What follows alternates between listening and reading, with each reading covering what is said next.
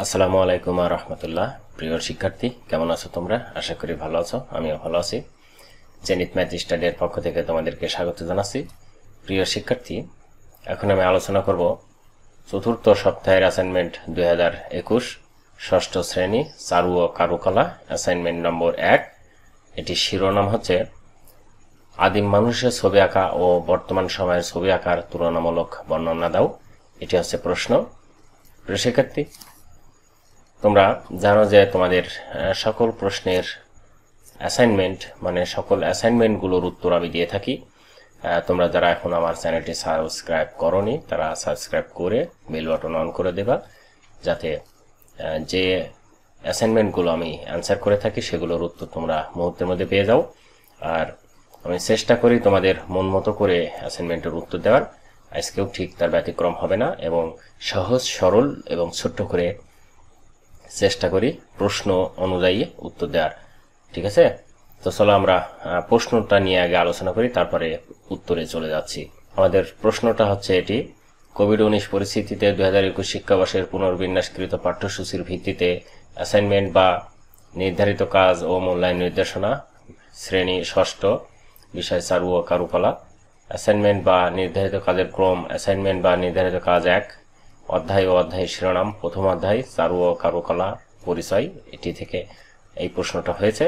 পাঠ্যসূচিতে অন্তর্ভুক্ত পাঠ নম্বর ও বিষয়বস্তু: পাঠ 1, 2, পাঠ 3 ও 4 এবং পাঠ 5, 6, পাঠ 7, 8। এইগুলো মোটামুটি পড়লে তুমি এর উত্তর দিতে পারবা।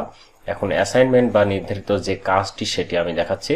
আদিম মানুষের ছবি আঁকা ও বর্তমান সময়ের ছবি আঁকার তুলনামূলক বর্ণনা দাও। এটা হচ্ছে প্রশ্ন।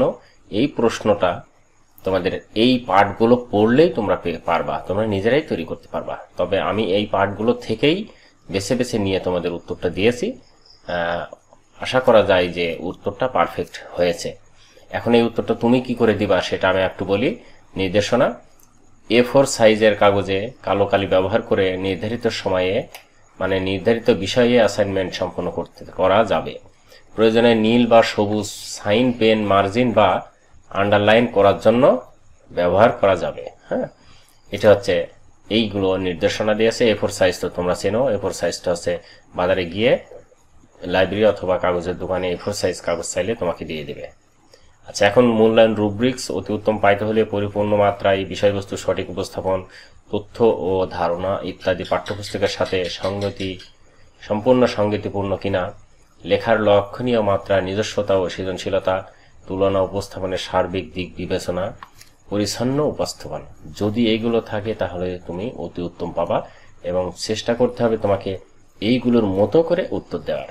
আর আমি চেষ্টা করেছি যে এইগুলোর ভিতর থেকে উত্তর দেওয়ার। সুতরাং আমি উত্তর যা দিয়েছি এর ভিতর থেকে, সুতরাং আমার এই প্রশ্নগুলো যদি তুমি উত্তরগুলো দেখো তাহলে অবশ্যই অতি উত্তম পাবা।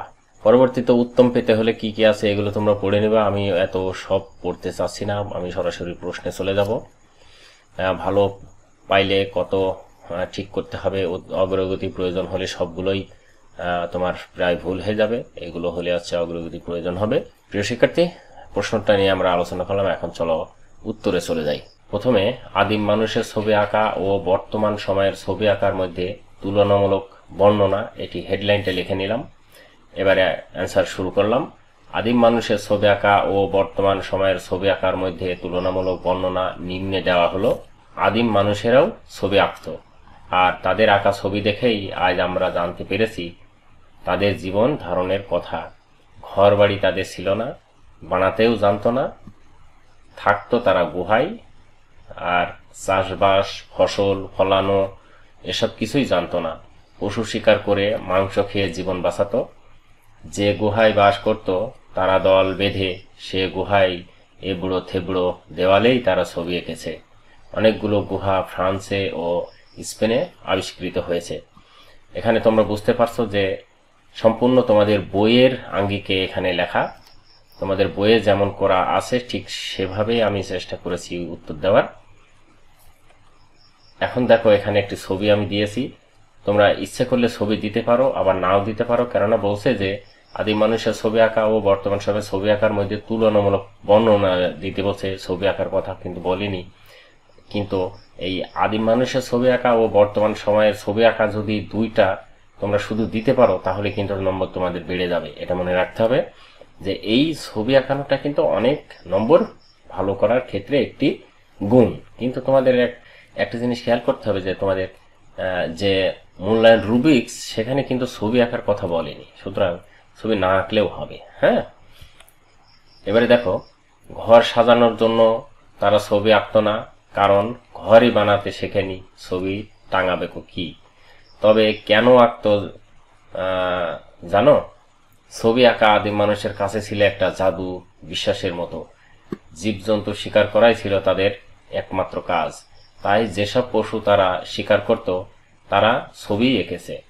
আবার পশুর গায়ে তীর, বর্ষা এসবও এঁকে দিয়েছে। এর অর্থ হলো শিকার করার হাতিয়ার দিয়ে পশুটিকে শিকার করা হলো। শিকারের বের হওয়ার আগে এসব ছবি এঁকে শিকারে বের হতো। তাদের বিশ্বাস ছিল যে শিকার আজ সফল হবই। সে যুগের বেশিরভাগ জীবজন্তু ছিল বাইসন, ম্যামথ ইত্যাদি। শিক্ষার্থী, এইটা একদম পুরোপুরি তোমাদের বইয়ের একটি অংশ। হ্যাঁ, এই বইয়ের অংশ আমি তুলে দিয়েছি তোমরা, সুতরাং তোমাদের কিন্তু হেল্প নেওয়ার কথা কিন্তু বই থেকে বলেছে। বই থেকে যদি হেল্প নাও তাহলে কিন্তু তোমাদের আরো ভালো হয়। এটা মোটামুটি সুন্দর করে লেখার চেষ্টা করেছি। দেখো, আর বর্তমানে ছবি আঁকে বিভিন্ন দেওয়ালে ছবি এঁকে প্রতিবাদ করা হয়। দেওয়াল খোদাই করেও ছবি আঁকা হয়। এটা হচ্ছে বর্তমানের চিত্র। এখানে দেখো, শিল্পাচার্য জয়নুল আবেদিনের আঁকা বিদ্রোহ ছবি। এটি একটি ছবি। এই বিদ্রোহ ছবিটি বর্তমান সময়ের অনেক নাম করা একটি ছবি।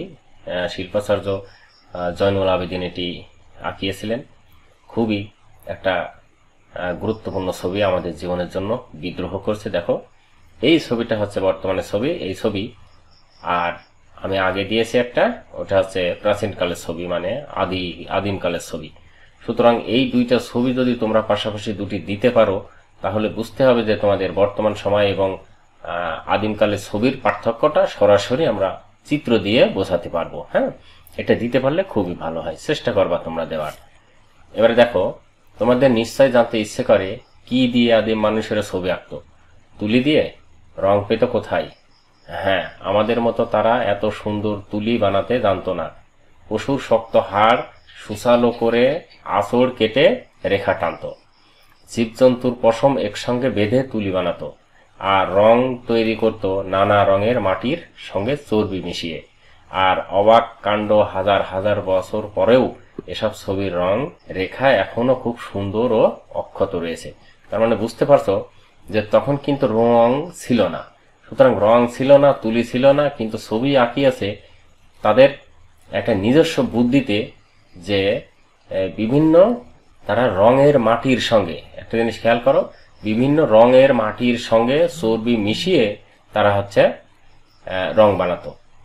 আর অবাক কাণ্ড, হাজার হাজার বছর পরও এসব ছবি রং দেখা এখনো খুব সুন্দর ও অক্ষত রয়েছে। অর্থাৎ সেই ছবিগুলো এখনো দেখা যায়, আদিমকালের ছবি এখনো। তার মানে বুঝতে হবে যে এই রঙের মাটির সঙ্গে চর্বি মিশালে এটি দীর্ঘস্থায়ী ভাবে রংটা থেকে যায়।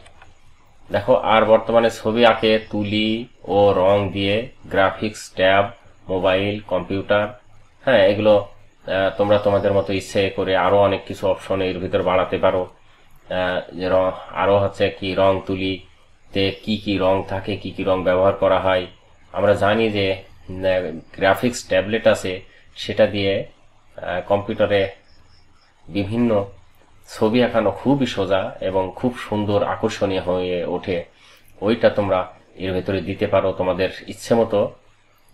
আর আগের ছবি যেমন এখনো আছে, আর এখনকার ছবি কোনোদিনও নষ্ট হয় না। তার মানেটা কি, এই গ্রাফিক্স ট্যাবলেটে যদি ছবি আঁকানো হয়, যদি ওইটা মেমোরি কার্ডে রাখা হয়, তাহলে ওইটা কোনোদিন নষ্ট হয় না, এটা মনে রাখতে হবে। হ্যাঁ, তাহলে আগের ছবিও নষ্ট হতো না, এখনকার ছবি তো নষ্ট হয়ই না। এখন অনেক সুন্দর করে করা হয় এবং দীর্ঘস্থায়ী যাতে থাকে সেই ব্যবস্থায় করানো হয়। প্রিয় শিক্ষার্থী, পরবর্তীতে আমরা চলে যাব। আদিম মানুষের পশু শিকারের জন্য পাথরের তৈরি বিভিন্ন হাতিয়ার ব্যবহার করত। এক পর্যায়ে এসব হাতিয়ারের গায়ে আঁচড় কেটে তারা নানা রকম ছবি ফুটে তুলত। এমনকি তারা মাছের মেরুদণ্ডের কাঁটা, হাড়ের টুকরো ইত্যাদি দিয়ে গলার হাড় তৈরি করত। এখান সেখানে থেকেই কারুশিল্পের শুরু। এভাবে আদিম মানব গোষ্ঠী চারু ও কারুশিল্পের সূচনা করেছিল। বুঝতে পারছো তাহলে। আর বর্তমানে ছবি আঁকে বিভিন্ন দেওয়ালে ছবি এঁকে প্রতিবাদ করা হয়, দেওয়ালে খোদাই করেও ছবি আঁকা হয়। আমরা বিভিন্ন নির্বাচনী প্রচারণে আমরা দেখতে পাই দেওয়ালে লেখা হয়, সেগুলোও কিন্তু এক প্রকার ছবি। বিভিন্ন ছবি দেওয়ালে লেখা হয় এবং পোস্টার টাঙানো হয়। ওই ছবি যেগুলো দেওয়ালে লেখা হয়, এখন অবশ্য দেওয়ালে লেখা নিষেধ আছে, ওইগুলোও এক প্রকার দেওয়ালের চিত্র আঁকানো। তারপরে বিভিন্ন মুক্তিযোদ্ধার চিত্র দেওয়ালে আমরা দেখেছি ভাস্কর্য আকারে। ওইগুলো হচ্ছে পাথরের উপর খোদাই করে লেখা হয়, ওইগুলো খুব সুন্দর, এই রকমও লেখা হয়। সুতরাং আদিম মানুষের ছবি আঁকা ও বর্তমান সময়ে ছবি আঁকার মধ্যে অনেক পার্থক্য আছে। বুঝতে পারলাম অনেক পার্থক্য কি কি। বর্তমানে পেশা হিসেবে অনেকেই বেছে নিয়েছে এই ছবি আঁকানো। অর্থ উপার্জনের জন্য মানুষ ছবি আঁকে। তার মানেটা কি, এখনকার মানুষ ছবি আঁকে হচ্ছে অর্থ উপার্জনের জন্য এবং পেশা হিসেবে বেছে নিয়েছে। আর আগে মানুষ প্রয়োজনের তাগিদে আঁকাতো। মানুষ হচ্ছে যে চিত্রগুলো আঁকাতো ওইগুলো দিয়ে বোঝাতো যে আজকে আমরা শিকার করে সফল হয়েছি, এই জাতীয় কথা, আরো অনেক কিছু। আর এখন মানুষ অর্থ উপার্জনের জন্য এই ছবিগুলো আঁকে। প্রিয় শিক্ষার্থী, এই ছিল আমার মোটামুটি আজকে আলোচনা। আশা করি আমার আলোচনাটি তোমাদের ভালো লেগেছে। যদি ভালো লেগে থাকে তাহলে আমার চ্যানেলটি সাবস্ক্রাইব করে বেল বাটন অন করে দিবা এবং লাইক, কমেন্ট, শেয়ার করবা, যাতে পরবর্তী কন্টেন্ট তৈরি করতে আমার উৎসাহ বোধ হয়। প্রিয় শিক্ষার্থী, পরবর্তীতে আবার তোমাদের অন্য কোনো অ্যাসাইনমেন্ট নিয়ে অবশ্যই আসবো এবং তোমাদের আরেকটি 6 অ্যাসাইনমেন্ট আছে বিজ্ঞান, সেটি আমি দিয়েছি, সেটি দেখার আমন্ত্রণ রইল। আমি ডেসক্রিপশন বক্সে সেটির লিঙ্ক দিয়ে দেবো। প্রিয় শিক্ষার্থী, তোমরা ভালো থাকো, সুস্থ থাকো। আগামীতে দেখা হবে। আল্লাহ হাফেজ।